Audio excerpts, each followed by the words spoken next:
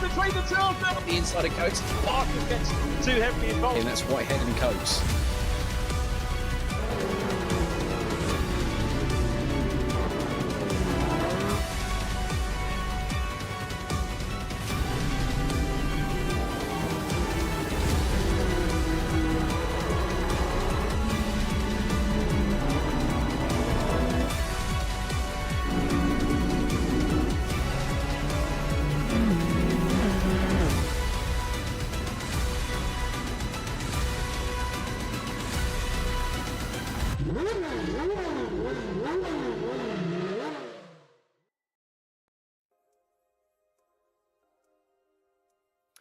Welcome, one and all, to the AGON by AOC Cupra Cup Championship, powered by VRRC. It's been a while. It's been an entire week since I've been on the comms with VRRC.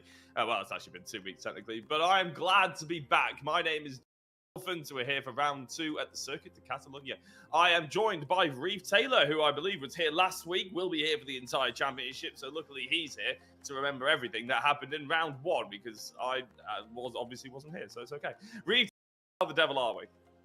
Very well, thank you. I'm enjoying the pressure of remembering literally everything, but yeah, looking forward to the challenge.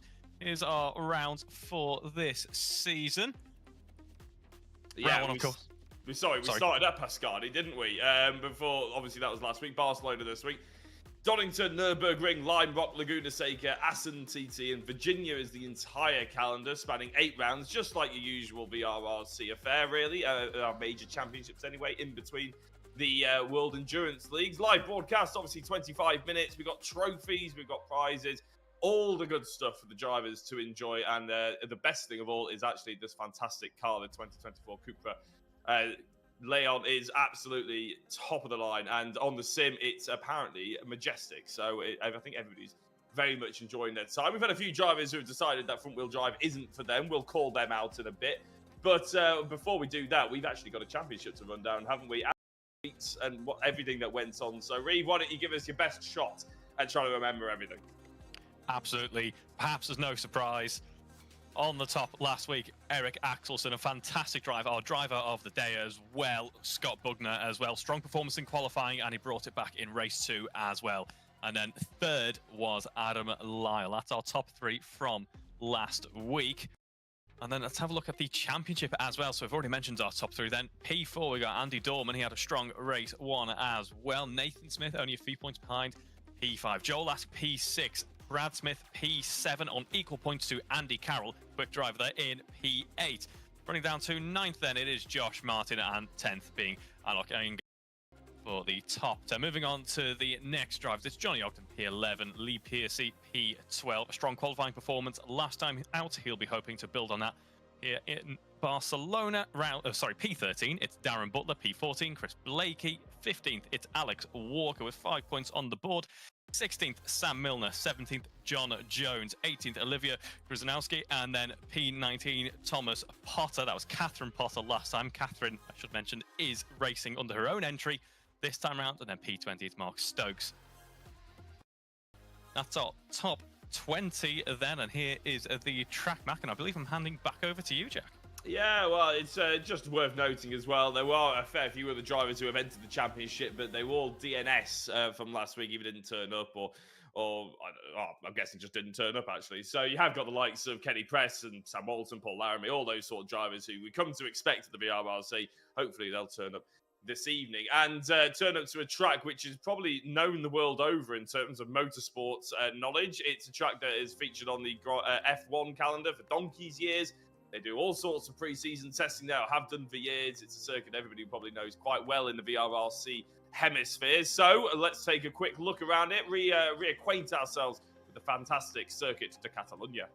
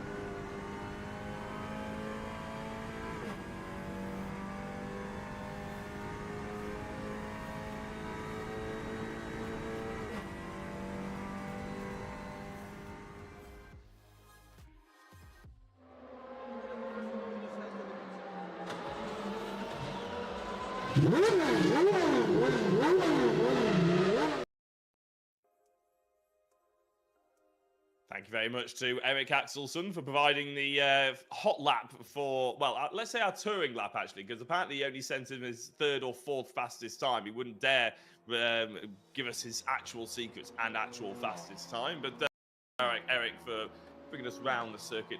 Barcelona, Catalunya. I got the name wrong earlier on. I do apologise to everybody who's deeply offended by that on the internet, which is probably most people. Eric Axelsson is currently top as well, with Brad Smith. It's Brad Smith in second place. Ben Smith is actually one of the drivers that's dropped out, along with Oliver Gibson. And Jack Smith, I do believe Ben Smith and Oliver Gibson just dropped out because they didn't fancy trying to get to grips with front-wheel drive. And Jack Smith, I believe, was too busy. So that's fair enough. All three of them, fair enough. If they didn't take their fancy, then they don't have to race in it. But Reeve, it's a tricky circuit, isn't it? And these cars, although very enjoyable to drive, you really do have to be hot on it for what is quite a long lap here in Barcelona. Yeah, absolutely. It's no longer the sort of traditional touring car layout that you'd think of. There's no real slow speed part of the lap anymore, especially after the revisions made a few years ago. And as you say, it's a long lap to think about absolutely nailing every apex. You're going to want to watch out as well for that front left tyre. There's some high-speed right-handers here. Lots of elevation changes as well. A couple of overtaking opportunities. Turn 1, of course, the braking zone there. Turn 4, as well as turn 10. But maybe you're a little bit braver. Turn 3 and the run through turn 7 through to turn 9, the mid-sector of the lap there. If you're feeling particularly brave, you could have an opportunity. Just under 10 minutes to go in this qualifying, and as we were discussing Eric Axelsen then, Jack, he left something on the table on that hot lap video, and already he's beaten it. It's a 50.2 this early in qualifying. Yeah, it's strong, isn't it? But to be honest, I've been waiting quite a while to see Eric Axelsen back in the mix at VRRC, and by the looks of it, it's like he's never been away. I remember when he first joined the championships back, I think it was in the Civic Cup Championship that we did a long time ago. And it was fantastic to watch, but he was always sort of just outside the top 3 when he joined, and he was very consistent, but sort of very methodical in how he did things. He wasn't exactly an aggressive driver, and over the years, we've seen him become a little bit more aggressive, turn into a little bit more of a touring car driver rather than, let's say, an endurance-style driver. And I think he's clearly happy getting the speed under him in these front-wheel drive Cupras, along with getting a little bit feisty as well when he's in the traffic. He's a driver you certainly want to watch. And in fact, a driver who a lot of people can learn from, Josh Martin, is actually obviously teammates of his, and I believe they were teammates when Josh Martin took a championship back when we last did touring cars. I'm actually going to ask Rich if that's correct off the top of our heads. Yeah, there we go. I do have a memory in there somewhere. And I remember actually last week, Reeve, I didn't tune into the entire event because I was actually back in Cheshire seeing my mum for her birthday, which I won't obviously say how old she was because that would be terribly rude. But I do remember watching it and actually being called out by Richard John Neal. I wasn't even on the broadcast, but being called out by Richard John Neal for how I treat Josh Martin. Apparently, I take the mick out of him quite a lot, and given the fact that it's been called out on the stream, I am not going to change it at all. I'm going to carry on taking the mick out of him. So Josh Martin currently in 11th place, teammate of Eric Axelsen, just outside the top 10. Not the strongest qualifier, but very, very good in the race. But 2 drivers we want to probably point out more than anyone, Reeve, is the fact that Thomas Potter has got a teammate in the form of his sister, hasn't he? Yes, the 2 siblings. You're perhaps expecting a rivalry there, but they seem to be working together. Catherine, of course, standing in for Thomas in round 1 at Pastrani. She was getting to grips with the car, and she's clearly got a bit of a well, she's looking forward to it clearly because she's decided to jump in for round 2 as well, which is what we like to see. So she clearly enjoyed it. Yeah, so it should be good to see how those 2 work together and what their dynamic is looking like heading through the races. At the moment, Catherine is just outside the top 10, actually just below Joshua, as I was speaking about him. Now, in practice, it didn't look like Catherine had quite the pace to potentially stay around the 12th position. Maybe outside the top 15. If she can crack into the top 15, then that would have been a good achievement sort of thing. But we see quite a few people maybe starting to put in some fast laps. Thomas Potter, who we saw going into the pits, actually, we would expect him to be cracking around the top 10. So, but then when he started in the championships, he was down around just outside the top 15 as well. So you can clearly see the progression and the sort of experience coming to the floor now. And new drivers in the championship, if they get anywhere near the top 10 at any point, it's a miraculous achievement, to be honest. So we're looking forward to seeing how the learning curve comes for Catherine Potter, as well as we see Eric Axelsen. And Brad Smith, I have to say, is a driver that I know you haven't been with us for too long, Reeve, but Brad Smith is not a driver I would normally associate with fighting for pole positions or inside the top 5 or anything like that. But in this Cupra, he seems to be flying. He did a great job last week at Pascani. Yeah, absolutely, and he's bringing that forward, as you say, 2/10 off Eric Axelsen so far in this session, and he's looking strong. It's the first sector which seems to be his strong suit here. It's 33.3 last time around. He's still on his fast lap at the moment. We're on board with him, the number 69 car there, as he heads up down through turn 10 here. So as he posts a time, we'll see that in just a moment. Eric Axelsen, meanwhile, has gone purple through that middle sector. So Brad, I imagine, will be aiming for something similar if we want to try and keep this close gap to him. Unfortunately, a bit of traffic there for Brad Smith, though. He's actually lost a bit of time. It's not going to be this attempt for Brad. Yeah, he actually went off the circuit somewhere or made contact or did something illegal in Sector 2, so the lap won't even count full stop. So, bit of a shame, but Eric Axelsson may well extend his point at the front end of the order. Let's see if he could retain pole position or even extend it. Well, why did we doubt him? A 150.017 for Eric Axelsson. He's almost creeping into the 149. Just not quite good enough for that, but it is good enough for a 4/10 of a gap pole position ahead of Brad Smith. Scott Bugner in third place, Andy Dorman in fourth, Joel Lask in fifth. You have to probably go down to about the, I was going to say 10th place, but it's actually ninth to just get out of sight at the 1 second margin. So Eric Axelsson really dominating a lot stronger than potentially a lot of the competitors were expecting going into this one. It's a bit of a shame that we have lost the likes of Oliver Gibson and Ben Smith and Jack Smith, because they were really such a force to be reckoned with in the mini championship and basically everything we've done this year in 2024, to be honest. But Eric is doing that, and the most impressive thing here, Reeve, is he's doing that with 50 kilograms of ballast on board. Scott Bugner's only got 20, so really it's quite an astonishing feat to be that far in the lead. Yeah, absolutely. You can tell just how much of a competitor he really is when one of his first thoughts in the post-race interviews at the end of last week's racing was he's complaining about how much ballast he's going to have to carry in the second round. But as you say, seems unfazed by it so far. That is a massive margin. Doesn't seem to be struggling at all. We're seeing a few people look like they could be struggling with track limits potentially. Hello to everyone watching along who's dropping in comments there as well, highlighting that, and we can see that on our screens as well. You see some of these cars as they exit certain corners are pushing out so far wide, I suspect because these tyres are not quite able at full quality pace to get a strong lap in. If you're pushing hard at the start of the lap, I think by the end, by the time you get to the likes of turn 13, 14, that tyre is just wanted to give up. So it's going to have to be very, very sensible and measured driving as we head into these races, I suspect.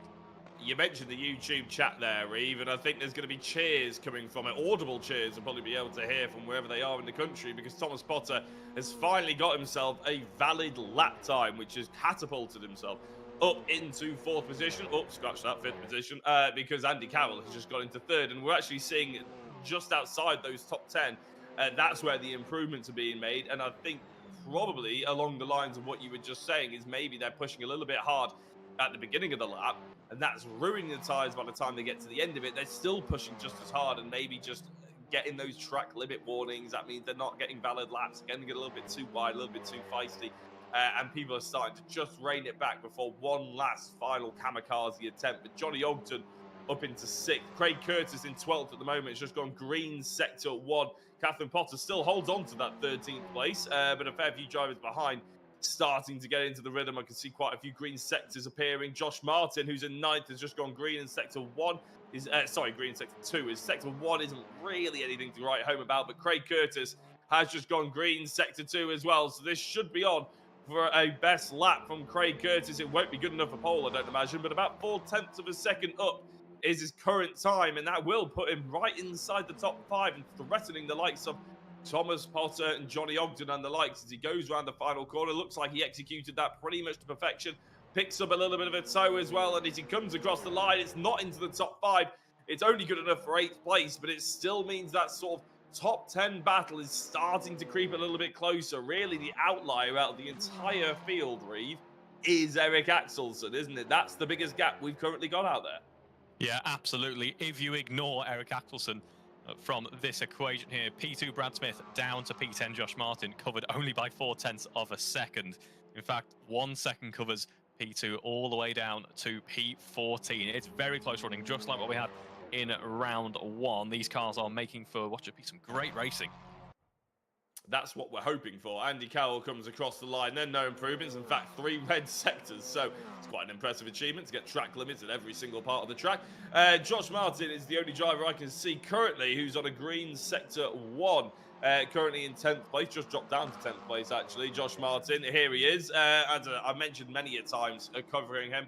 If he could sort out qualifying, he would be an absolute force. And, well, I've already mentioned once this evening, he did win a touring car championship with us. I think it might have even been the last touring car championship that we did at VRRC. So trust me, he is a very, very strong competitor. He won that by coming up a little bit lighter towards the end of the season and getting the run in without the heavy ballast. And he was able to capitalize on other people having the heavy ballast and being slower as a consequence. So that's sort of the method that you really want to be taking. The problem is, Reeve, if you have early success, like Eric was saying, you end up with that 50 kilograms of ballast on board. You end up struggling towards the end of the season. And not everyone can do what Jenson Button did in that broad. It's very hard to seal out a championship if you are the slower car in the last couple of rounds. You say that, although it could be happening this year as well. We will Very wait true. and see, though, as the timer hits 0 in qualifying. That is a checkered flag waved. A few cars can't go out again, but a few still coming to the end of their stints now. It's about that time, I think. We probably call an end to qualifying then, isn't it? Because I can't see anybody on any green sectors, really. Scott Bugner is on a semi-decent Sector 2. Andy Dorman's on a semi-decent Sector 2, but I don't think their Sector 1s are anything good enough to really worry too much, although actually it's not that bad. So as they come in, a few of them come into the pits, we will just hold on to the fact that Johnny Ogden's about to come across the line, and Andy Dorman. Andy Dorman's probably the driver we want to be focusing on. He could have the biggest leap here. Through his Sector 3 was quite... Sector 1 was decent, not as fast as, but Sector 2 he was faster. What's his Sector 3 got in store? Andy Dorman crosses the line, and it's exactly where he was. We're going to cut to a very quick advert break, and when we come back, we will have interviews with the top 3.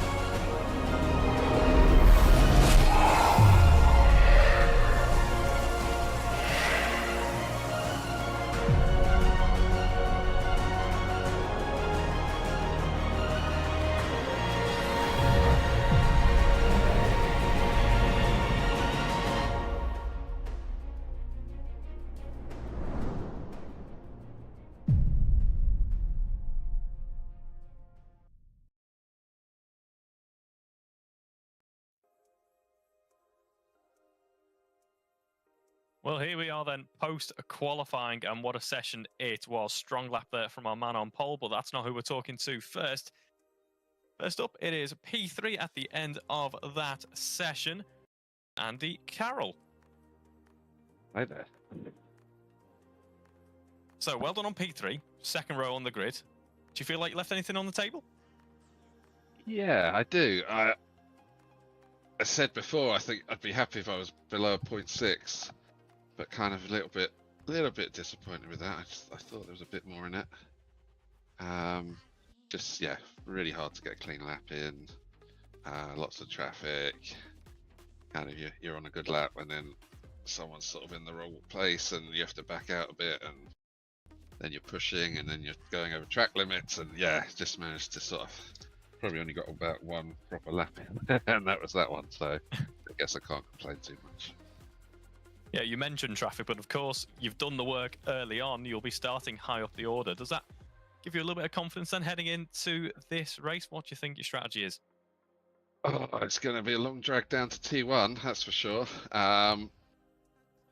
So that's going to be, yeah, everyone's going to be at full speed by the time we all get to T1. So, yeah, hopefully try and survive that first couple of corners. Obviously, Eric, if it's anything like last week, will drive off into the distance. But yeah, just got to try and battle Brad. I've got my teammate right behind me. So yeah, fingers crossed, you know, if I can bring it home similar to where I am now, I'd be more than happy with that. Very nice indeed. So you're saying that that is kind of your goal for this race, but you must have that little feeling in the back of your mind that you are in the mix there if you nail this launch. Are you happy with the way you can get this car off the grid? It's, you think you are, and then it comes to the start, and sometimes it bogs down. But yeah, fingers crossed. I should be able to get away reasonably well.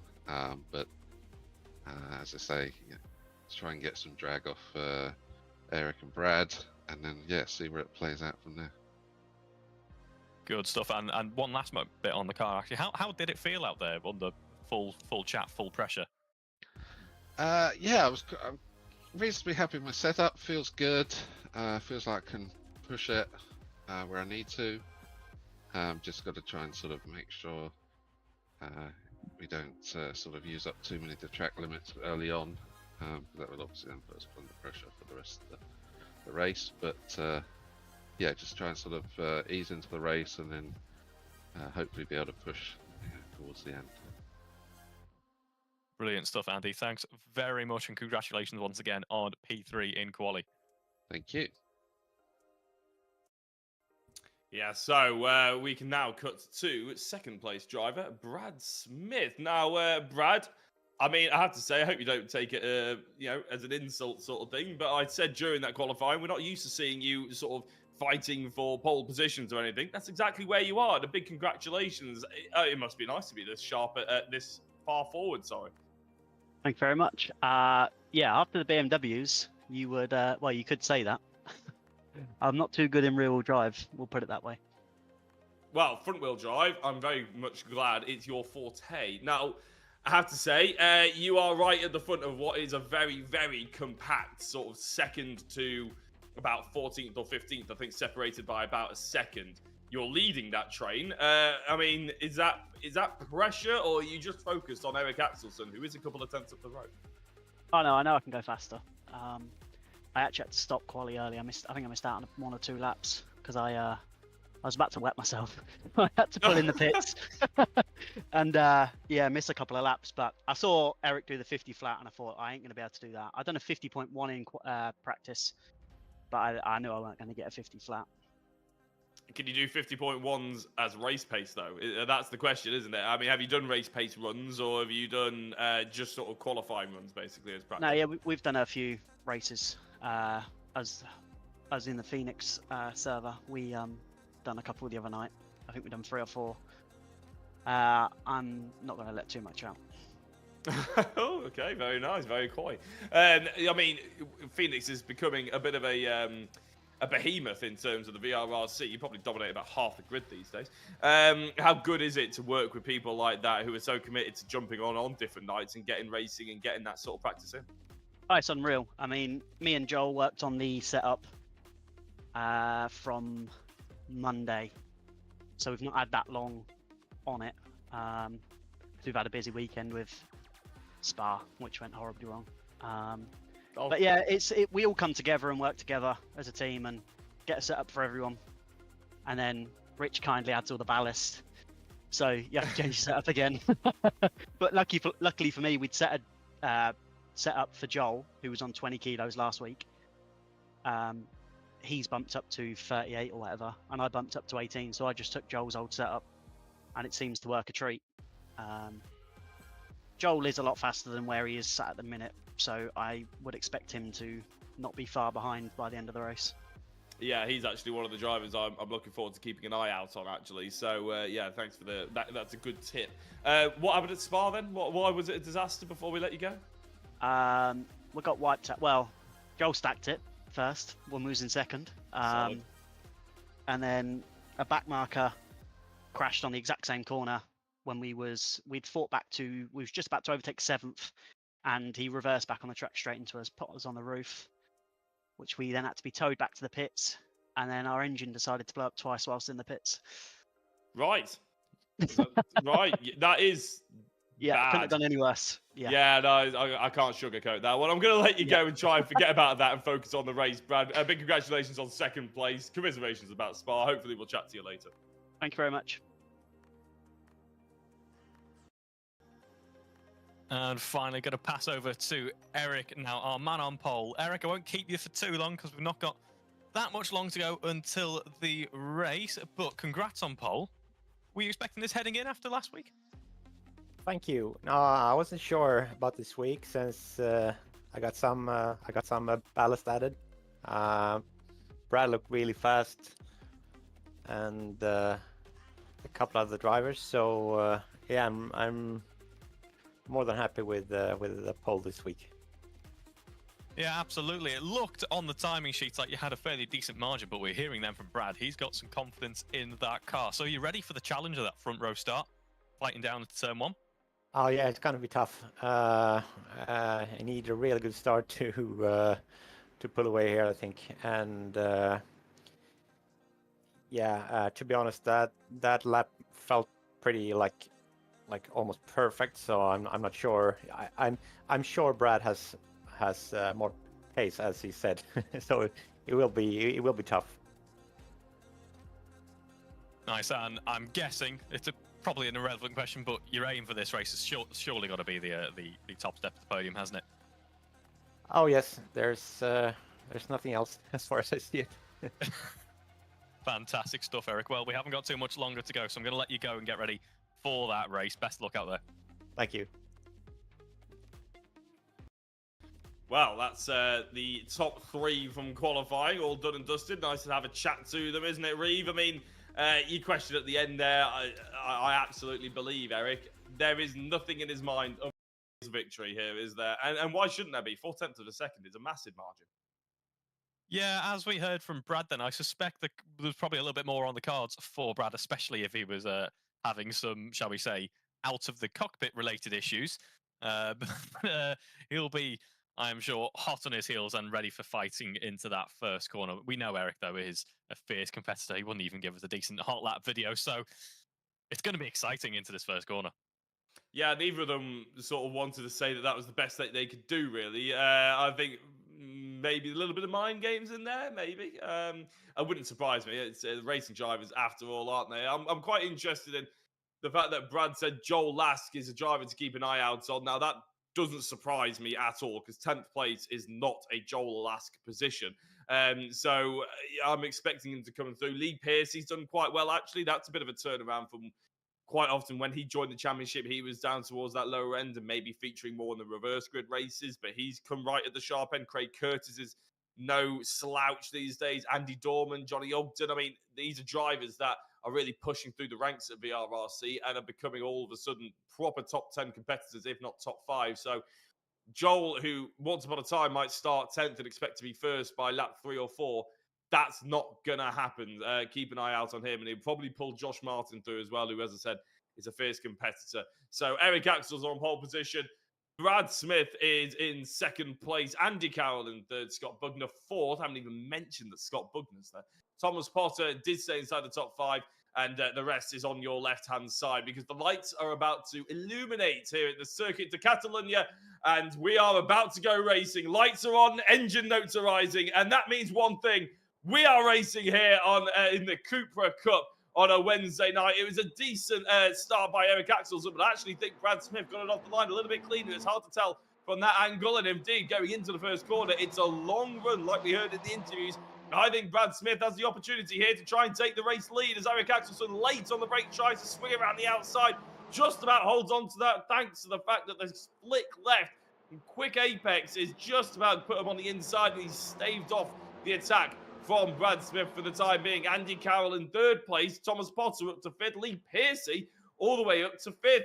Scott Bugner down to 6th. Joel Lask up to 7th. Andy Dorman up to 8th. Josh Martin up to 9th. And Johnny Ogden in 10th. That means we've lost a fair few people a little bit further back. Catherine Potter's in 18th and fighting with Paul Laramie. Olivia Krzyzanowska down in 20th place as well. Darren Butler and Walker and Milner take up the back end of the field. But it is all heating up, Reeve, right in the centre of this thicket of the action, shall we say. Absolutely. We go on board here at turn 5. We're a bit past that now, but turn 5, a bit of a pinch point on the track. Plenty of trading paint further down the order, but as you say, Eric Axelson there, perfect start for him, really. Saw that Brad Smith was going to seize his opportunity down the inside, but just place his car perfectly on the defensive there. Gave Brad no more room than he absolutely needed to. Next overtaking opportunity here as we go. For a second, I thought it was going to be too wide. It is going to be too wide for the cars behind this number 89 here of Josh Martin. Looking quite clean so far for Josh as he tries to work his way up, and we head towards the end of Sector 3 in just a moment. All looking quite clean, it must be said. I was expecting a bit more opportunistic overtaking opportunity moves potentially heading into turn 10, but all looking quite clean as we come to the end of the first lap of this race and get ready to head underway for our first flying lap. Yeah, I mean, you mentioned actually a little earlier on, I think it was in qualifying, maybe even in the prelude into it actually, that this circuit all of a sudden has sort of gotten rid of quite a few slow speed corners, hasn't it? I mean, that turn 10 is no longer really a hairpin, it's more of a sweeping left-hander, although it sort of is a hairpin. I think you know what I mean, it's become a lot less sharp. There's no chicane just after it, and there's no chicane before the final corner as well. So all of a sudden, these sort of the opportunity to slow the cars right down just gone out the window for this sort of more sweeping look, which I think for F1 probably works, but it's a bit of a shame for touring cars, isn't it? Because it means you don't quite get the same absolute lunges at the last minute when they're trying to slow the car all the way down. Yeah, absolutely. In a larger formula car, you know, the heavy braking zones don't necessarily work because this is a regular size track, but in something like a touring car, this is a massive track. This is wide, this is incredibly high speed. The cars don't really run that much downforce. As we have an off there, is that Adam Lyle? I believe it is. That's massive for Adam Lyle, isn't it? Because he had a podium last week. He was doing very well in the championship in third. Yes, exactly. He was heading into this race looking strong. As you mentioned, podium in a race one, as we have an unfortunate off for him. Has he tumbled to the bottom of the order? Not quite, but it's still pretty much an early race-ending incident for Adam there as we look on to turn 10 once again. Are we going to see any moves here? No, we're going to go on board with Brad Smith, that challenger for the race lead alongside Eric Axelsen. Interesting, actually, we saw in the previous round, Eric Axelsen was able to control race one by breaking away cleanly and not feeling any pressure pretty much. He was able to just kind of walk the car home. That is certainly not the case here this evening, ladies and gentlemen. Only half a second separating P1 and P2 as we head onto that start-finish straight. As I mentioned just a moment ago, not much downforce on these cars, but the slipstream is still going to have a very slight effect as we head into this long run down to this heavy braking zone into the first corner. Yeah, no hybrids or anything like that, I don't think, is there? None of those sort of gimmicks not in yet. quotation marks. No, not yet. But I mean, it's a bit of a shame because I always quite like the hybrids and stuff. But it does look like Brad Smith did pick up a little bit of it. So they are like bricks pushing through the air, aren't they? A little bit with these. Comparatively, yeah. Yeah, so you do get the opportunity to maybe get a little bit of a run, but as soon as you come out into the thick air, it's like running through custard as soon as you go into the braking zone. So it's, you know, as soon as you actually go for the lunge, it might be a bit more difficult. It all comes a little bit more down to the driver and that mechanical grip and the relationship with the car and everything like that. And by the looks of it, Brad Smith, who was very coy on his answer on a race pace and everything like that, does look like he's got something in the locker here, doesn't he? It does. You do have to ask the question, is he going to be using a bit too much of his tyres early on in the race? The last thing he wants is to be struggling, say we get to the final 10 minutes and he can't quite keep up with Eric, because not only is he going to potentially lose out on that race win, but he's got Andy Carroll, Scott Bugner, Thomas Potter, big names all sat behind him, all in formation, ready and poised to try and take that second spot on the podium. It's going to have to be a very fine exercise in racecraft here, I think, so far at Catalonia. It will be indeed, and we know that someone who is an absolute expert at racecraft is our race leader in Eric Axelsen. The bloke just doesn't churn his tyres up or something. They quite often, I imagine, would probably come in just as fresh as they went out there, to be honest. He's very good at it. With 50 kilograms of ballast on board, maybe it won't be the same story, but we said that there's not that many slow speed corners or high attrition braking zones. So to be honest, it may well work in their favour, but there's a lot of medium speed corners where you're putting a lot of load on the outside tyres. And with 50 kilograms on board, you've got a lot more load than other people as well. So yeah, we'll see how it goes. But Eric Axelsen is not the talking point right now. The talking point is second place in that battle between Andy Carroll and Brad Smith. Andy Carroll on the inside, launches all over the curb, gets the rear end a little bit loose, and that means Brad Smith can just about survive going through the apex. As Andy Carroll, well, we've seen he's not going to take this one lying down. He's not waiting for that lunge on Eric Axelsen. He wants to be the car to chase him down and make the lunge himself. Lucky he was able to carry on there without any major time loss, really. These front-wheel drive cars often act like a bit of a pendulum as soon as they've had contact at a decently high speed, but Andy doesn't seem to be phased at all, really. He is pushing on still. Scott Bugner perhaps has been brought a little bit closer as a result of that. But it's going to be some fantastic action, I suspect, now for this battle for what I think is slowly forming into a battle for P2. Yeah, I think that's probably the case. Eric Axelsson will probably be released now, won't he? And he'll probably spend a couple of laps just building up that gap and then just maintaining it. I like to see Rich Hayden here out on the broadcast, and he's brought up some new graphics on the left-hand side. I don't know where he's been hiding these over the years, but all of a sudden we can actually see who's been gaining and stuff like that. As you can see, the top 5 haven't really changed order. That's not telling the story of the race, though, because Andy Carroll is actually going for the outside move, makes contact with Brad Smith on the apex, and I think this may well allow Scott Bugner to try and pull on through. If the apex was coming, if the chicane used to be was there, then he probably would have ended up conceding that place. But actually, Andy Carroll, who is getting more and more leery as this race goes on, is slowly getting his car a little bit more beaten up, probably become a little bit more like a touring car physique by the end of this race, with a little bit of battered and bruised. I like that, the touring car physique. That's a good term for it. But yeah, it looked like Andy's car gripped up really nicely on the exit of turn 10, which pretty much saved him there. He was able to put all 315 horsepower down with relative ease. As we see, what looks to be a little bit of a slipstream train forming up into that first corner. This first corner really is an exercise of who is brave enough, who's going to break the latest. You don't want to break too late, because then you'll blame Lewis Hamilton for turning in on you. As it looks to be, we've had a decent crash there. Did I just miss that? We did have a decent crash. I think it was Andy Dorman. Just the only reason I'm guessing that is because Dorman is losing positions to Johnny Ogden and Nathan Smith. So I assume that he was involved with it somehow. Maybe hung out to dry a little bit. Josh Martin was around it. I'm not going to say involved because we didn't see a clear-cut view of it, did we? But he's right on the back of Lee Pearcey. And I mentioned Lee Pearcey actually as a driver who was sort of reverse grid entertainer, shall we say, when he joined the grid for the first time. But now all of a sudden looks to be fighting around that top 10. Looks to have found a little bit of pace, a little bit of confidence, and to be fighting with the likes of Josh Martin is very impressive indeed, as Josh does move himself up into 7th place, and trying to follow Joel Lask, who, like I mentioned in the build-up, Reeve, hasn't really pushed forward as much as we would normally see Joel Lask push forward. I know he's got the extra ballast, and that's probably what he'll blame it on. But I think it's more the fact that the people around that top 10 are just really hard to get through now. They're all fighting for positions. They all want to improve, and they have all improved as well in their racecraft as well as their race pace. It's nice to see.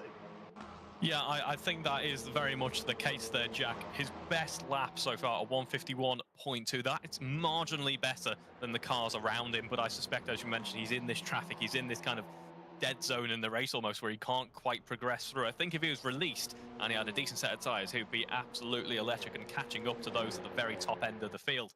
He just isn't quite able to do so. His pace is looking good, though, compared to the rest of those cars near him, all matching their times on that last lap in the low 52s there. Just hasn't quite broken up into that higher zone.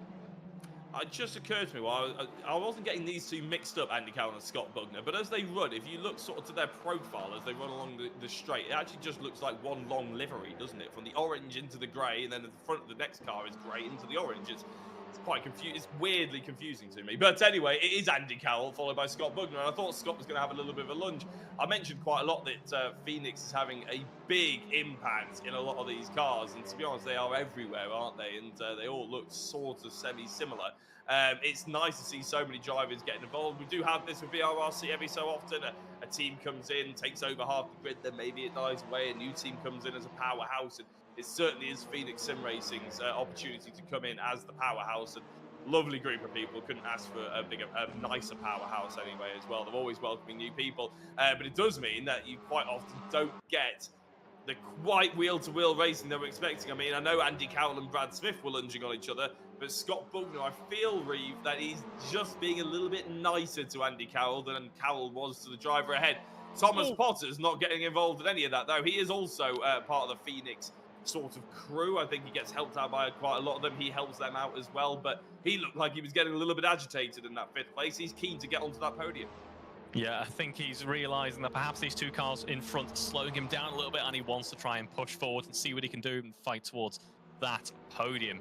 As you say, a lot of Phoenix cars here, some of them making an impact, certainly in the case of Andy Carroll, as there's a big spin there, and that is for Andy Carroll, actually. I'm not going to call that commentator's curse, but he was able to save it. Andy, my hat goes off to you, sir. That is a fantastic save. That's a nice high speed there, and you don't usually catch a front-wheel drive car that easily. No, you don't. Thomas Potter has overtaken him, and he looks to be trying to overtake the number 7 of Scott Bugner as well. Around the outside, he could have the left-hand apex, but Bugner is wily to that, and he makes sure he launches himself over the first apex, straight lines it to the second. Thomas Potter couldn't quite get the load on the car correct, and he ends up still in 4th place. It was almost 2 in the matter of seconds there for Thomas Potter, but as it stands, he's having to settle for 4th place. Not quite got the podium yet. But Scott Bugner, after quite a lot of hard work following Andy Carroll, now doesn't have to do the hardest bit of actually overtaking Carroll, given that big slide out of the final corner. And to be fair, Reeve, you're absolutely correct. That was a real heart-stopping moment as he was sliding towards that pit lane wall. And as we were discussing, and as Rich favourably told you about my time at Donington Park, I've been there, I've done that. It's not a sight you want to see. Well done to Andy Carroll for keeping his foot in and getting it in the straight and narrow. Really good car control. Yeah, absolutely. If it looked scary from the outside, I can promise you it's scarier from the inside there. I like some of the moves that Thomas Potter is trying to negotiate as we look on board with Andy Dorman. And now he looks like he's used that 288 laps of practice to his advantage to try out some alternate moves there.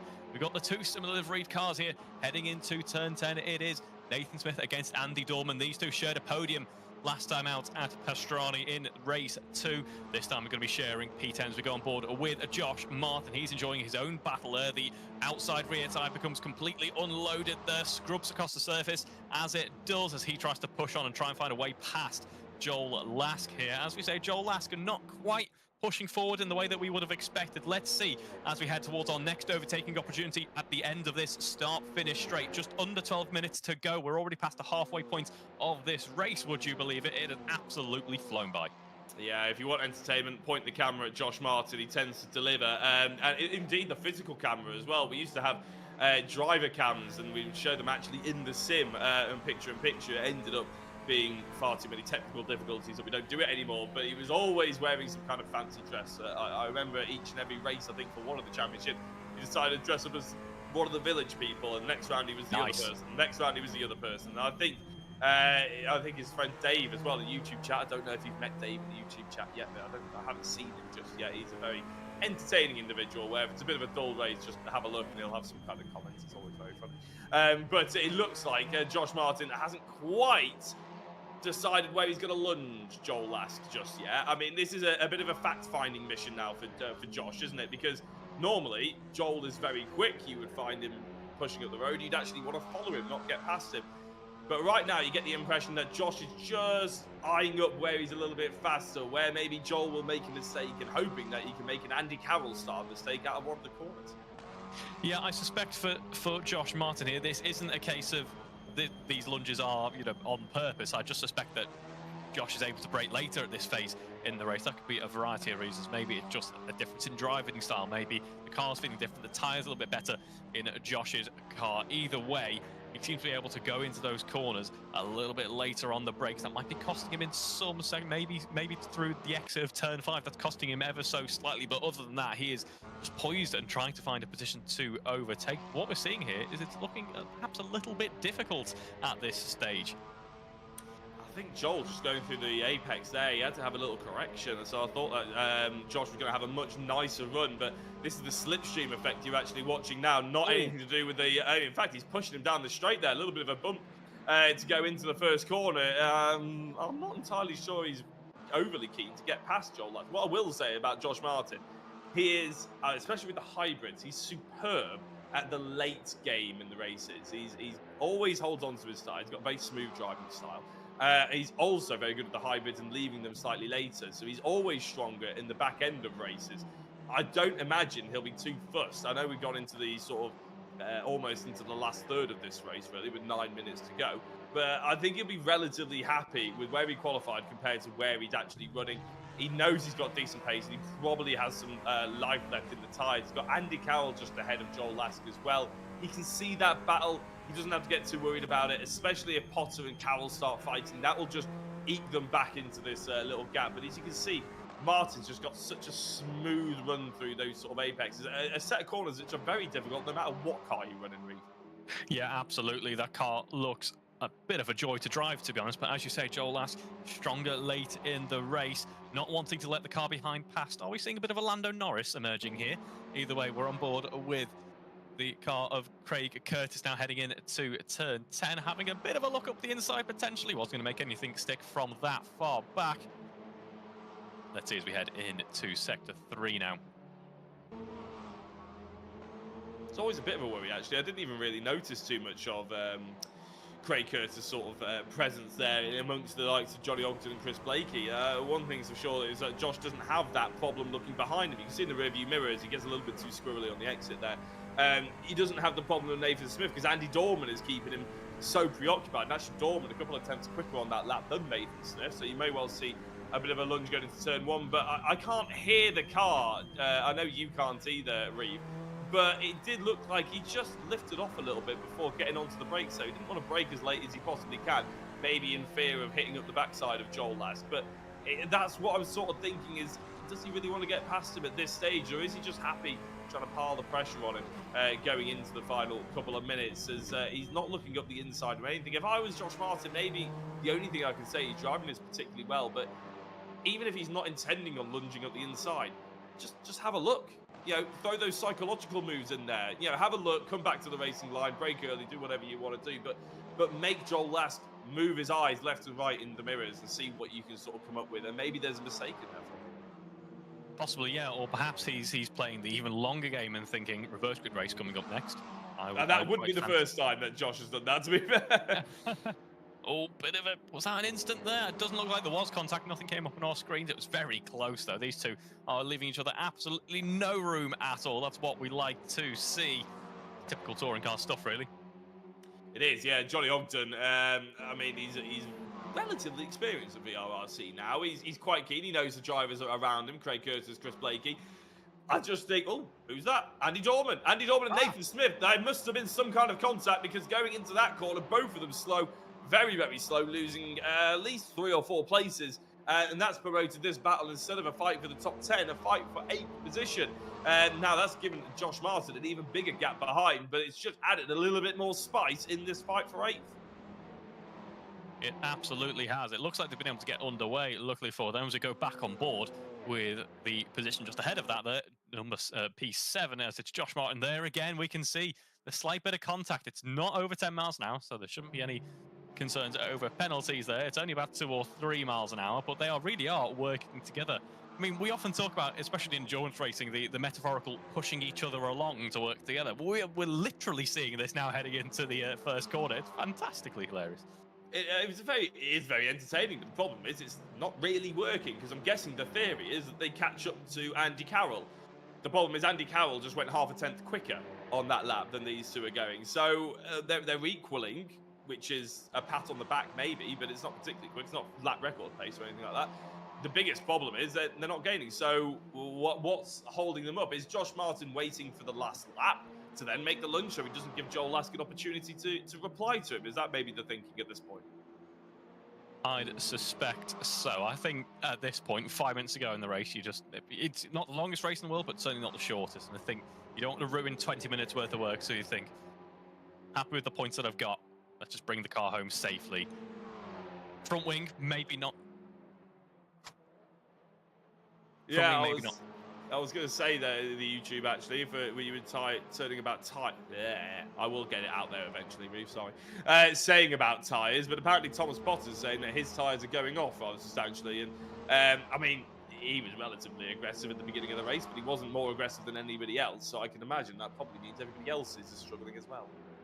Yeah, I'd suspect that is the case. I mean, even the most gentle driver here at Catalunya, it's high speed, front-wheel drive cars. Just think about how much those front wheels are doing. They're thinking of all the braking, the steering, putting the power down as well, as we see that the good old bump into the first corner once again. Those front tyres are being asked a lot of, high speed, as they say. And yeah, I think they're all going to be drawing off towards the end. We're going to be starting to lose a little bit of grip. What we're hearing at the end of round 1, at the end of each race, is it wasn't really a bit of a cliff edge. You know, the drivers were able to kind of predict when the tyre was slowly losing its traction. So they should be able to adapt to that. But it's still interesting to see the likes of Thomas Potter reporting that in now. We can see the times are dropping ever so slightly. Speaking of times, though, we haven't talked about him for a while. Eric Axelson is still posting some nice times. He's about 3 seconds clear of Brad Smith at this point, so I'm sure he's feeling fairly happy with how things are going out in front. Yeah, I think Brad's probably slightly annoyed at Andy Carroll, maybe, because Andy's lunge, or 2 lunges on him, is what gave Eric that sort of gap. And I would say that Eric, he has got a nice gap. I would probably say, I wouldn't be surprised if he comes in the commentary booth and says he's been managing that gap as well, that he wasn't really pushing that hard as soon as he got to that 3-second margin, or 2.5, or whatever it was. But you know, it's one of those things where we probably could have seen a lot, much more of a feisty battle going into the end of this race if Brad Smith was allowed just to try and keep onto the back of Eric and push him into a few mistakes, push his tyres a little bit harder and things like that. As it happens, it didn't. That's racing. We did enjoy Andy Carroll trying to overtake Brad Smith, but it does mean that it has separated Eric Axelson even more from the rest of the pack than we were probably expecting him to be. Scott Bugner only 0.8 of a second behind Brad Smith, but Andy Carroll, Thomas Potter is very close. Not quite as close as this one, but I imagine we're sort of waiting to see if this erupts into a little bit of a lunge. I don't imagine it will do. Yeah, there's the 17th contact of this race between the two. It's like a really handy lap timer. You know where you are on the lap where you could see these two have a bit of a bump. Yeah, exactly. It's a nice marker, isn't it? It is pretty incessant, to be honest of it. The next sort of closest fight, maybe the one behind them, between Johnny Ogden and Chris Blakey. Nathan Smith, Craig Curtis is also quite a nice little battle. There are sort of little feuds going on up and down the order, depending on where you look, how hard you want to look, I suppose, as well. But it does seem that this has race 1 written all over it, Reeve, and the fact that no one really wants to screw up the race. Everyone is where they were in qualifying. They're not happy, potentially, with where they are. Everybody would always like to be at least one step further. But they're not going to run the risk of throwing a position away and losing 5 positions just to try and gain 1. They're going to happily take the points into the reverse grid, as I thought Josh Martin's rear end had just completely gone from him there. And then we might see a little bit more spite in the second one in the reverse grid, which at the moment, I think Sam Milner is on for pole position in 21st place, which is a big grid for these lot to get through. So it would be very, very entertaining. Sorry, what was that, Rich? It's top 15. See, you go away for 1 week and all the rules change.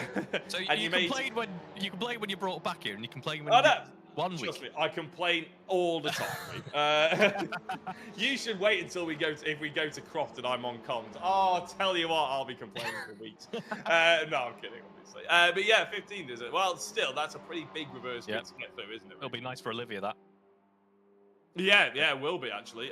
Christian Alska currently operating in 15th place. He's got a good 7-second gap as well. As we finally see a move. Reeve, this is amazing. 30 seconds to go, and all of a sudden Josh Martins remembers that there's more space on the inside, potentially, than behind Joel Lask, and he actually goes for the lunge, and the move is done. 30 seconds left to go, means this probably will be the final lap of the race. Our prediction may well come true as Joel Lask comes back to fight it on the inside of turn number 3, as we see Eric Axelson 3.5 seconds up the road. He's going to take the victory. I would bet my house on it, but Josh Martin holds on to that 6th place. That is a brave commentator's curse there, Jack. But yeah, as we see Josh Martin ahead of Joel Lask now, you begin to wonder, is it too little too late? Could he have got that move done earlier and potentially made a bit more headways in this race, as the timer does hit 0? We still see this fight continuing on for P6 here. Yeah, it's getting quite nice, actually, isn't it, really? I mean, it's set up very nicely. I think Josh Martin has pretty much done that to perfection. He's timed it very well. I know we were slightly, again, me complaining, that he wasn't really making any kind of moves, just because we want to see those moves more often. But I can completely understand from his point of view why he decided to wait, because that first corner really is the biggest overtaking opportunity, isn't it, that we've now got here at Catalunya. No one's threatening to overtake Eric Axelson, though. No matter where he is on the circuit, he's got a nice 3-second margin. It's 2.8, but let's just call it 3, because he's just having a nice, easy coast to the checkered flag, isn't he? Lovely stuff by Eric. As soon as he was let go by Andy Carroll lunging on Brad Smith, he hasn't had a care in the world. and a nice drive down. A flash of the lights as he takes the checkered flag here in the Cupra Cup for the first race here at round number 2 at Circuit de Catalunya. Brad Smith comes home in second place, Scott Bugner in third, Andy Carroll fourth, and the Teapot comes home in 5th place. Josh Martin did end up ahead of Joel Laz, Chris Blakey. Then it's whoever's guest comes across the line first. It's Chris Blakey, then Nathan Smith, Craig Curtis, Johnny Ogden, and Andy Dorman. That fight for 9th place did look like there was a change going through the final quarter, with Nathan Smith just pipping Craig Curtis into 9th. And as the top 10 have now come through, we're going to cut to a very quick advert break before we come back and chat to our top 3.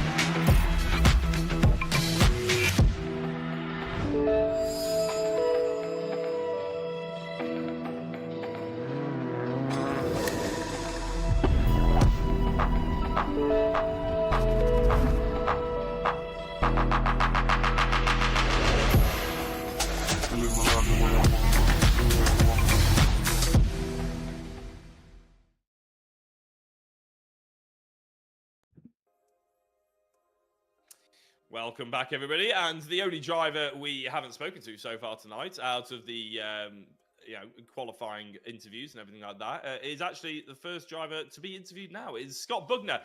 Scott, 3rd place. I mean, that's solid enough, isn't it? I mean, I know you're pretty used to winning races and everything like that, but frankly, anywhere on the podium, scoring good points is something to be happy with. Yeah, absolutely. Points make prizes at the end of the day, and car felt really strong actually towards the end. Like the car started kind of come alive. So yeah, maybe another lap or so. I might have had Brad, but he done really well and drove a really good race. So fair play to him and Eric. Well, I think I was about to mention your teammates actually, because I think 4 out of the top 5, all bar the winner, is part of Phoenix Sim Racing, isn't it? And I bet you did. You have a good view of what Andy Carroll was trying to do to Brad earlier in the race, and you must have thought at some point it's got to go back. Well, I just kind of, I wouldn't battle Andy, so we just kind of followed our way through, and yeah, I was letting him try and put Brad under some pressure, but unfortunately, I think he just hit the curb quite hard into the last corner, and it threw the car sideways. And luckily enough, he held it. What is the relationship then when you do end up obviously coming against each other? Because if Phoenix Sim Racing decided not to fight each other, then we wouldn't have many fights out there, really. So what's the sort of conversation that's had when it comes to that sort of thing? And let's say there are podiums up for grabs and there's only 2 podium spots available and there's 4 of you going for it. What's the conversation? There isn't. At the end of the day, it's very early in the championship, so we race for ourselves. And I've always said if he's quicker than me and I make a mistake, go through and I'll follow him and help him out, and vice versa. So yeah, we've got a good relationship, and we both know if the other one's quicker, then we'll see what we can do and work our way forward. Yeah, no pit stops to have to try and sort out or anything like that, I suppose, and like the likes of McLaren, so you don't have that problem. But no. In terms of championship, you said championship, points make prizes and everything like that. Sitting second in the championship, so you must be fairly confident with this Cupra about having the option to push forward, especially if you've got those teammates around them. Is the overall championship title something you've got to be looking at even this early in the season? Absolutely, yeah. Front wheel drive is definitely something I enjoy, and I race it in real life, so it's definitely helping me. But we know Eric's a maniac, and he's very quick and very good, and he's hard to beat. And the next race, race 2, is the race where I need to gain some points on him, like I need to every round. So we'll see.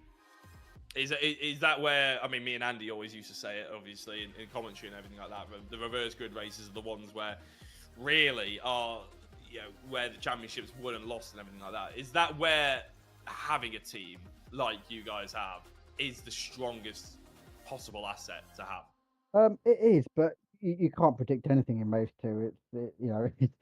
It's who dares wins kind of thing. And if you can get through the first corner or the first lap, then you're kind of laughing. But yeah, it's not too bad. I'm just getting through and having a bit of luck. But I'd just like to give my son a quick shout out. He sat next to me, being my little race engineer.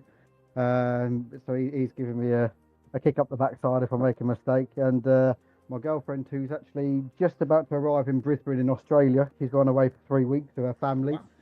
Wow. So yeah, she's gonna, once she gets to the hotel tonight, she's gonna sit and watch it. So shout out to her as well. Fantastic. Well, that actually answers my last question about anybody you'd like to give a shout out to. So hello from the other side of the world. Right, Scott, big congratulations on 3rd place. I'm going to let you go. Thank you very much. Right, on to and Reeve. Take it away. Thank you very much. Well, first of all, congratulations in order, Brad there. P2 in quali, P2 in the race. You must be pretty pleased with that podium. How does it feel out there? Yeah, not too bad. My tyres sort of went off halfway through the race and I started making a few mistakes.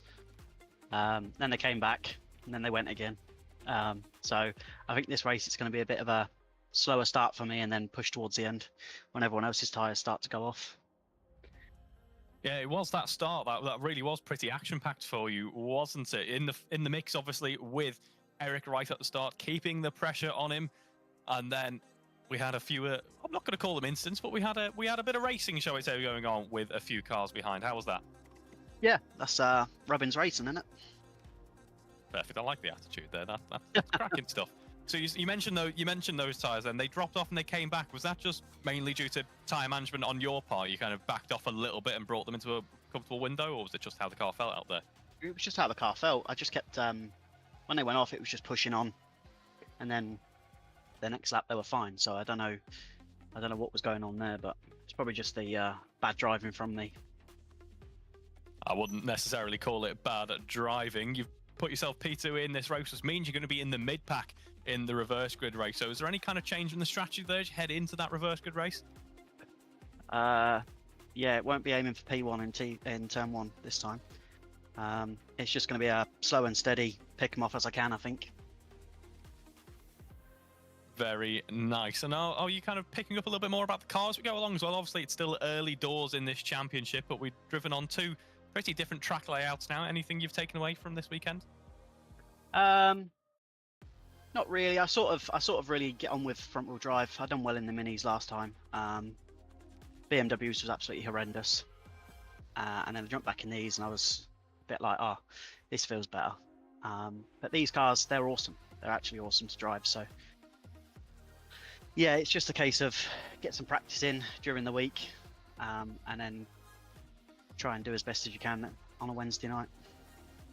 Brilliant stuff, Brad. Well, thank you very much. All the best for the second race, that reverse grid race coming up in just a moment. And I think let's have a chat now with our race 1 Victor. Thank you very much. Yes. Axelson, I mean, well, firstly, nice to speak to you again. It's been too long, and you've clearly not lost any pace. A fantastic race victory there, Eric. Oh, Jack. Nice speaking to you too. Yeah, that was a good race. You had a bit of a headache going into turn 1, didn't you? I mean, Brad Smith sending it up the inside. Did the plan? Did you have in your head exactly what you were going to do and what you ended up doing in terms of, okay, he can have that inside apex for turn 1 because you're going to have that momentum and carry that pace into turn 2? I mean, I felt really fast off the line, but Brad was like even quicker, and yeah, exactly. I decided not to try to defend too much into T1 and hope I was able to stay on the outside, and yeah, it worked. It definitely worked. And then all of a sudden, Andy Carroll starts lunging on Brad Smith. There's a little bit of commotion behind you. Not any big commotion, but just enough to give you that little bit of a gap. Was it a case of then you just put the lap times in to create a 2.5-3 second gap and then you just maintained it, or was that everything you had? Yeah, I mean, if it wasn't for Andy, like P3 and P4, I'm not sure I would be able to lose Brad there. but I still had to push it because it's easy to make a mistake still. So I try to maintain a fairly high pace throughout the whole race, but the tires drop off like Brad said. So in the end there it was the tires was quite bad in the end.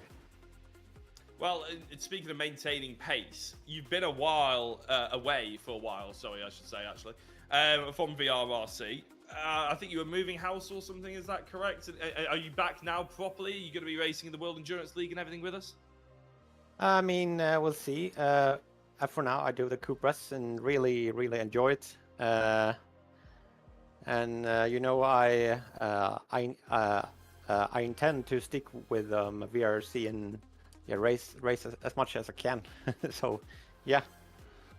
Striking fear into the ears of everybody listening there, Eric, knowing that you're going to hopefully be back for the long term. It's lovely to see you back. It's lovely to chat to you. I'm going to let you go because we've got about 2 minutes before we go into the second race of the evening. Good luck on that reverse grid.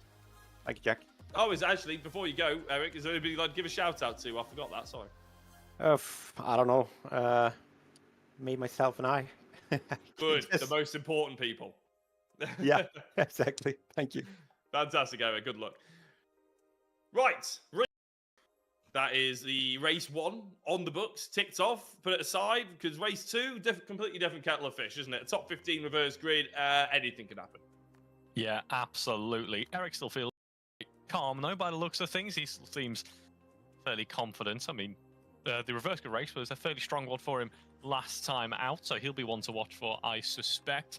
Interesting as well to see this battle between Olivia and Olivia there, as well as Kenny Press on the front row of the grid. Yeah, 2 drivers that, well, Kenny's frequented the front end of reverse grid races many a time. And actually, I have to say, over the time that I've been commentating, which he's been racing for longer than that, he's got a lot better, actually. Also, you mentioned how the reverse grid was kind to Eric Axel's son. He came 5th last time, which is from the top 15, as I said. Very strong mid-pack. It is very impressive indeed. He'll be hoping for a clean run down into that turn 1. I mean, what are you expecting into turn 1 here? Is it going to be a bit messy, Reeve? I think so. That mid-pack is certainly going to heat up as it begins to heat up now on the grid. The engines rev up as well as we get ready for lights out in just a moment here for the reverse grid race. All the cars heading down to turn 1, and it is 6 red lights on the gantry. And we are away for race 2 here of round 2 of the Seca Leon Cupra Cup. I just called it Seca. I'm very sorry, but we're away anyway as we go side by side heading into that first corner. Ah, it's already gone to pot, hasn't it? And there's 2 pots in this race now. We've got Catherine and Thomas.